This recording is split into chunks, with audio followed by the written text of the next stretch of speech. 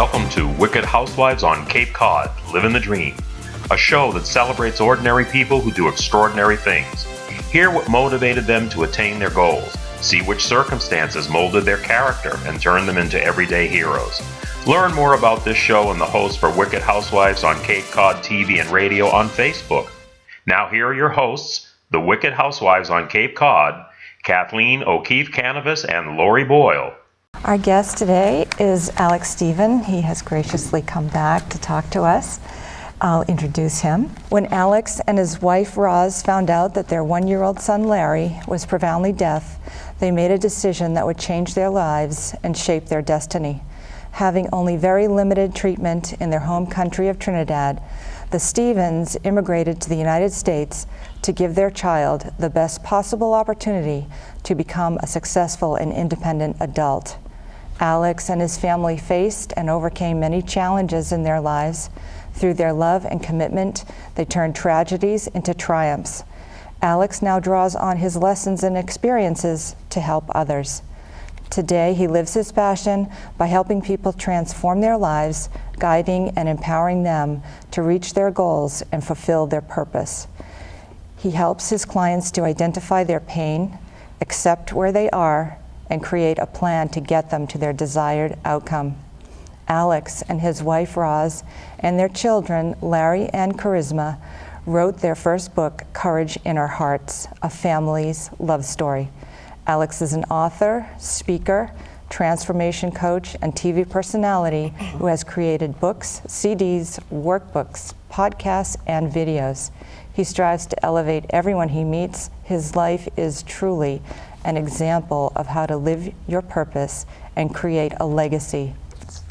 Welcome, Alex. Thanks very much. So glad to have We're so glad you're here. Yeah, I'm happy and to be here. in part one, we talked about Larry's earlier years and how Alex uprooted his whole family from Trinidad and moved here to the United States to get Larry the best possible treatment because they found out when he was one that he was deaf, profoundly deaf.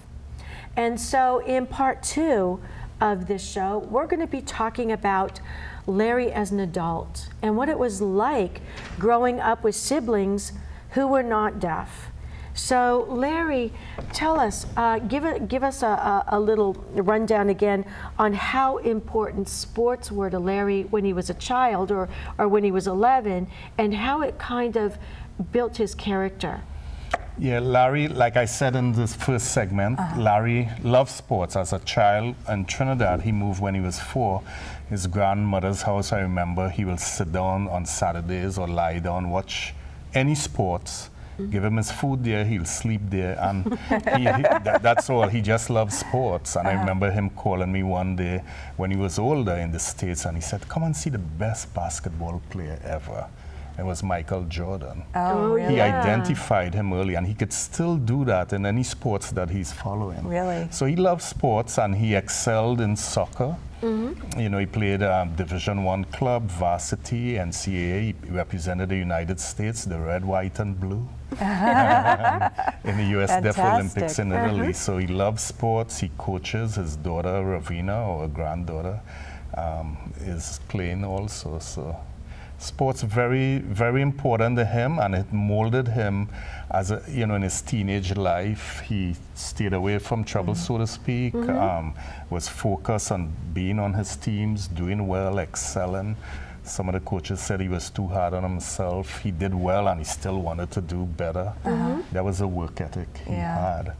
And sports really played an important role in his life. Now, we don't want to leave Charisma out. Yes. So tell us a little bit about her and what it was like for her to have a brother who was deaf. Well, Charisma was born on 1/1/81. That was just after we made the trip. Oh, the one child, the ones, that important number, 1111. Yeah, she came, you know, like I said in segment 1, my wife, Roz, was pregnant with her when we brought Larry to the United States for testing. And as we went back, and I said, you know, she was like an angel and a breath of fresh air. And God gave us a second miracle in Charisma. And she learned to sign before she could speak because she was always at Larry. Always at Larry. And she supported him through the years. And Larry doesn't like this, but she says, I'm his big sister, because she always thinks she has to be there to protect him and, you know, interpret for him at his games. Well, give us a story of how Charisma actually came in and was the protective angel, the guardian angel. And that's probably why she came down. She said, you know what?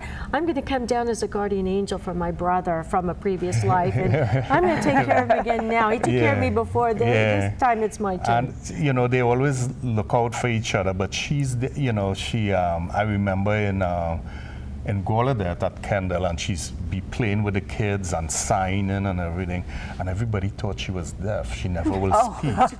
And then she will say, Monday, I want to go to Larry's school. She was so close, always so close to him. And when we could not make it to his soccer practices, even for varsity, she'll go and sign. And she's 2 years younger than him, so there are big kids there, and you know, even the club teams. So she always there for him, signing, looking out for him. And Larry said in his chapter, Encouraging Our Hearts, where he wrote on legacy, Charisma wrote the chapter on family. And Larry said Charisma was the bridge to the hearing world for him. Oh my goodness. So Charisma was the bridge. His sister was the bridge to the hearing world. Oh my goodness. So that's how beautiful. That's how important a role she played in our family. And she does live up to her name, Charisma. Oh, She's does full she? of it. I'm sure. Her middle name is Charlene, which we name her from a parang singer in Trinidad. And she has a degree in music, a minor in business. Oh, so God has blessed us with a wonderful family. And you know, all the things we went through together. So I know in part one of this show, we were talking about how when you went to the airport in Trinidad and you were getting ready to leave to come to the United States, you had a family member who I know was doing this out of love, said, I will come back and pick you up here in a year because you're just not going to make it. And you did. So now when you go back to Trinidad, do you ever see the same family member with all of your successful children and Larry? All our family members supported us. None of them ever said anything, you know, like you will not make it. They'll say, well, you know, it's tough. They try to remind you. I know my brother-in-law said something that I remembered, and it was motivation to me. And we were talking about the challenges that, you know, to get in school, the money, you know, the unforeseen. And he said, I'll tell you one thing, it will not get easier. So those are the kinds of things. The person who said this in the airport was not our family. Oh, he was supposed to be a friend. You know, he didn't say it out of love. So, okay. So, but it helped us. So. Yeah, it But did. it It was a motivated you motivation. He helped us without knowing that he did. So everybody have their part to play, their role to play in our lives. That's right. Yes. Yeah. And That's right. do Larry and Charisma love Trinidad when they go my back? Do they God. love it? They cry when they coming back to the States. Yeah, it's they gorgeous. cry because their grandparents, their cousins, their aunts and uncles, the love they get. And Larry said this in his wedding speech. He said it in the book. He said, I grew up around my extended family. They came here, I went home. We used to send them home for summers, couple summers, so we could work when we were in school. And he said, nobody treated me like if I was deaf. I mean, that's powerful. In some other families, they say, oh, that's a deaf kid. He was always, what do you want to eat? What do you like? You know, nobody ever showed him any, you know, like, because of his disability. And he said that in his wedding speech. And he said, the man I am today, my parents and also my extended family made me the man I am today. And he acknowledged everybody. Yeah, that's amazing because we went from this 11-year-old boy who wanted to be on a team, and he was being held back because he was deaf. And then he goes on to get all of these degrees. He grows up, he gets married, and you now have grandchildren. One granddaughter. One granddaughter. And so how does how does he cope with being a parent now? How does that work? Well, as he said in Legacy, when he wrote, he said it's a new chapter in his life. You know, it's something new. He grew up as a teenager. He was single. He met the love of his life, and he knew right away, like I knew when I met his mom the first time. And my wife told him, "Oh, you're your dad's son. You guys are the same thing." And he's loving it. You know, they have their own house going on 5 years now, and he and his wife, they do repairs and redesign and do things, you know, so that they could see. They break down walls, cut down trees, and redesign things. So he's loving it and really enjoying his daughter, and hopefully we'll get more. And what's his daughter's name? Ravina Jasleen Stephen. Oh my goodness, what a beautiful name. Yeah. What a beautiful name. I mean, that's amazing, isn't it? That it's like we're sitting here going through his whole life and seeing that it is a rich life. Despite a disability, he is rich. Actually, that's really what made his life so rich, is that experience. Yeah, exactly. In a big part, wasn't it? Big part. And he said, you know, and we recognize this, that him being deaf, it brought us closer together. We had to be at his games. I'll interpret for him, or somebody in the family, you know, my wife or my daughter will be there. We'll go to all their away games when they have tournaments. So it brought us closer together. And so it's been a good journey. It's been a good journey to see where we started, you know, the things we went through and where we are now. You know, Larry having his own home, he's a college professor, you know, he's still involved in soccer and just enjoying family life with his wife and daughter. And his wife, Amit, is from Singapore, and she has a master's also, and they went back a couple of times to Singapore. So education's always been very important in your family. Always important. My mom used to always tell me, that's one thing no one could take away from you. Yes, that's and right. we emphasize that. And, but the kids got it because, you know, my daughter told our pastor when he was home for dinner once that, well, I didn't know I have a choice. He was asking her if she wanted to do something. She said, I didn't think I had a choice. I thought I had to go to university because that's how it was.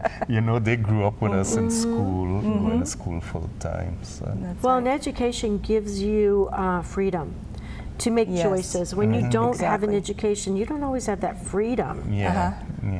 That's right. Now, but this is all dovetailed into a new thing for you. You're doing your own show on public access television. You're a motivational speaker and an author. So tell us about that and how that's going. Well, we started off, well, how it all started, I had no intention. I was in business finance. I was a corporate lender, vice president, director, and, you know, coming from the finance world, that was my life. And I went to this conference in Hawaii, thinking I'll be in direct sales with that company, and I got the opportunity to speak impromptu on stage to 1,500 international people. Oh my goodness. And is that your first speaking engagement? Well, first, talking to a large crowd like that, and I wasn't trained as a speaker. I spoke in the bank and at events, you know, 50, 100 people, business. But this is my personal story, and they said, okay, and I wasn't in the first 7 chosen, and someone said, you need to get on stage.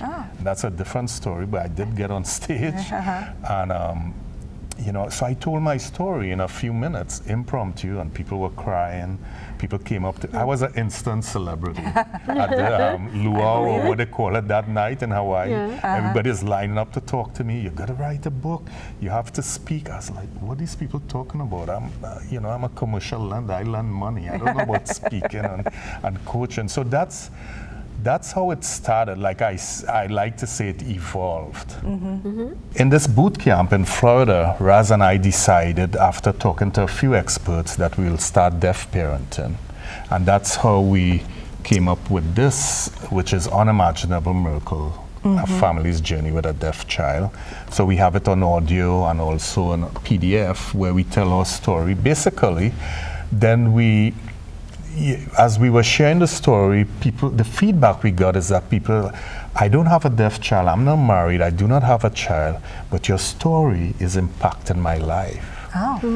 So then we changed into life transforming treasures, started to get coaching with Les Brown, and work with people like Vincent Toran, who is still our mentor to this day, and started to build around the blogging, doing podcasting, speaking on stage, and now we have 4 books. And this here is our first book, Courage in Our Hearts, A Family's Love Story. The foreword is by Les Brown. And everyone in the family wrote a chapter. Well, the kids wrote a chapter each, and Raz and I wrote the book. And talking about synchronicity, yesterday Oprah got a copy of our book. So this book is in oh my Oprah's goodness. hands. Oprah, are you listening? So, yeah. Great. So it's in Oprah's hands, and we're waiting on her call. And I'll bet you're going to get it. Yeah. And the other book we have is, which is an accompaniment to Courage in Our Hearts. It's Discover Your Inner Treasure. And this is an action guide that goes with Courage in Our Hearts. Or it could be independent. And good things in here. What do you mean by an action guide? Action guide. So it has questions and reflections. And it's like a workbook. A So workbook. you're going to feel so to help you. Yeah, to help That's people. wonderful. Yeah. And I put together the Inspirational Life Quotes, a collection for your daily motivation, which is for 365 days a year. Oh, fantastic. I love what you've got here. Discover your inner treasure. Yeah. Goal setting is a powerful tool that can motivate you into making your why a reality. And then you've got a page to set your goals. I happen to be a goal setter. I set lots of goals. And the latest one we wrote is IEP Goals Made Easy, and IEP stands for Individual Education Plan. And this is from our experience and some of the, things that happen to us without being prepared. And we want to help parents who have a special needs child to navigate through this. It's a maze. But you have to be an advocate for your child. And we incorporate a conversation that we had with the Director of Special Needs in Marlborough. So we have expert advice and our personal experience. Now, tell us again what IEP means. Individual Education Plan. Okay. And this is our daughter Ravina here on the cover. And she's also on this one here on the cover. This is Ravina also. Yeah. Beautiful. So, yeah, and we've been featured in this magazine also. So we have, so in addition to the books, and what I like to do on the shows is, give something to the audience for free, and you could go to my link, www.nextlevelriches.com. It's a free 1-hour webinar where we give some hints on commitment, some tools on commitment, on legacy, and gratitude, and how that could help you in your journey. So people could go to nextlevelriches.com. That is wonderful. So tell us a little bit about your TV show.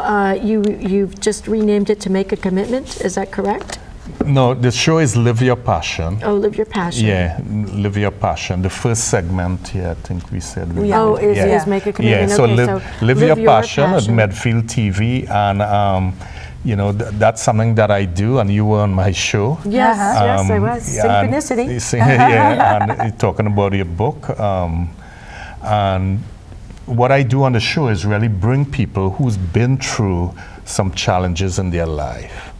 So we go through the how they came through that, and where they are now. So people who are looking may not have gone through the same experience, like let's say grow up in an alcoholic home, but they might be going through something with a work situation or a relationship that they could use the nugget. So that's what we do on the show, on that show. Yeah. So in accomplishing your life purpose, you benefit not just for yourself, but you also benefit for your audience. Yes. You are like a shining light to them. Yeah, and I like to elevate everyone who comes to me, who comes in contact with me. And the funny thing about the transformation coaching that I do, I had no plans to do that. We were setting up the website, the marketing, and because I do speaking, trained through Les Brown, so I do motivational speaking to groups and corporations. And one of my mentors said, you should coach, be a life coach. I said, no, I don't want to be a life coach. He said, but from hearing your story, from growing up as a teenager, you're giving people advice and they're getting results. Yes. So I started to look back on those stories, and he said, you have to do it, not just as a business, but think of it as the people who are waiting for you to help them. And that changed my mind. So I got certified. I'm a certified life coach. And, you know, he said, you transform people's lives. And that's what I tell my clients, that when I coach you, I'm not improving your life. And they're like, what? I say, I am transforming your life. I'm turning it right around. And on my website, alexstephen.com, you could go, you could see the testimonials I have, the people that I've coached, and some of the things that they have said. So part of what I hear you saying is that when you live your life purpose, you're not just doing it for yourself. You're not doing it yourself. You're really doing it for other people, your loved ones, the legacy that you leave when you leave this world. And it's for everybody else as well. And we tell people, Raz and I tell people, you have people looking at you. You're a mentor and you don't know it. Your kids looking at you, other people looking at you. So you have to know how you conduct yourself. You may not be, per se a mentor, but people looking at how you conduct yourself. Yes. And your children especially. And this is one of the things I say. You're a role model. Yeah, right, you're a role model. And as you do things, that's how and Larry and Charisma say that all the time. That they look at how we did things, and that's how they pattern their life. Well, it's not a bad pattern. It's not a bad pattern. And like you said, impacting everyone. The children are all involved in the business. And the people I coach, the gratification I get is when they get the results. And I had one, I'll give one example of one of my clients. And when she came to me, she said, my life is miserable. I don't know what I'm doing. I'm in this job 22 years. So I said, what do you need from me? She said, well, I like your quotes. I put a lot of quotes on Facebook, and that's how I came quotes? up. Yeah, I love quotes too. Right, with inspirational life quotes. That's how I decided to do that. And so I said, okay, what is it you want? I want my own business. I want to be independent.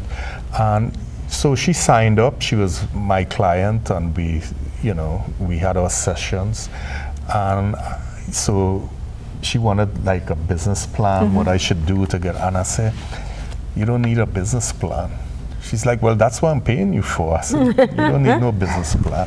I said, you need gratitude and forgiveness in your life. And she's like, excuse me? I say, if you have that in your life, the business plan will come, the opportunity will come. She was a single parent, admired. She came from South America without even knowing how to speak English. And she navigated her way in this country. Oh my goodness. And amazing story. And that's why I told her when she told me her story, I said, I want to coach you. Even if you can't pay me, I'll coach you. Because I knew she was she was on to greatness. And she fought me on that for a little while. Then she called me and she said, Alex, I need to speak to you. I've been experiencing miracle after miracle. I did what you said. I sat down home and I forgave my dad, who was dead for 16 years. Because I told her, I said, do you think he's been affected if you murdered him? He's dead. Her mom, they didn't have a good relationship for 30 years. And she started to see things opening up for her. I said, that's what you need. So the power of gratitude and forgiveness. So if I could tell somebody that by coaching them or giving them the advice, I feel really gratified about that. Imagine how many people are actually affected by the way they were raised, their parents. And sometimes not being able to let go after they've died can actually hold them back. So by using that forgiveness, it's a type of freedom. You free yourself from those thoughts and emotions you have from when you were growing up. They're not doing you any good if they're negative. So that brings me to the question, how did all these experiences affect your spirituality? How did this all tie into? the spirituality in your life? I grew up spiritual, I should say. Our family very, well, in the church sense. And, I think through the years, doing the personal development and getting more, I've become more spiritual, not just in religion, but more conscious, like feeling people's energy, and your intuition is stronger, and you get certain messages. So it increases, especially when you do like qigong and these sort of meditation. So it has, I'm on a different plane. And the reason I like to say that is because here I could help more people. What do you mean by messages, though? How do you get them in dreams or meditations? Where do they come from? When I'm meditating, you get a message, but I get messages in dreams. I get visions, and it's funny. Sometimes my wife will be downstairs drinking her tea, and as I walk downstairs, she's like, "So what did you dream last night?" Because she doesn't remember her dreams. And then we sit down and talk about it, and I tell her, and we try to interpret it, some of it. But I do get messages. I do get in my dreams, and sometimes just intuition, and I'm walking down on something, and I see different things. Like sending my book to Oprah. I had one friend that I did on my TV show. He survived cancer 3 times, and he was telling me like, Alex, you got to get a book to Oprah. Then my mentor, Vince, came back from South Africa speaking with Les Brown, and then he was telling me, oh, I went to an Oprah event, and while they were there and people were talking on stage, I saw you with your book. Then I went to church, and my pastor on Sunday morning mentioned Oprah. I said, you know what? That's a synchronicity. I guess we need to send that back. So that's the kind, that's, I think, the spiritual level I'm at now, where I give and receive. Well, I want to see if that validation comes through where, you get that phone call. That's what I'm waiting for. And I told Vince, I said, while you were telling me that, I was autographing the book. I was. Right away, I said, look, I'm not waiting anymore. That's right. Yeah. Well, I love this book of quotes. You have one for every day, as you say, and this one's from Maya Angelou, and it just reminded me of like you coming to the United States and what you had to face. This says, love recognizes no barriers. It jumps hurdles, leaps fences, penetrates walls to arrive at its destination full of hope. That's Maya Angelou. I love that. That's beautiful. Great. That's a beautiful quote. quote. And it kind of sums up your whole journey. Yes. Right. It jumped over fences. Does. It did not take no for an answer. Yeah. you got to have love. You got to have respect. You got to have faith. Great things happen when you're committed and persistent. Absolutely. That's absolutely true. So we have had Alex Stephen with us for part 2. And we're so glad that you joined us. Be sure to come back and watch Wicked Housewives on Cape Cod at our next session. Thank you. Thank you for joining Lori Boyle and Kathleen O'Keefe Kanavos on Wicked Housewives on Cape Cod. Don't forget to like us on Facebook for our show updates, and join us next time when we showcase more everyday heroes.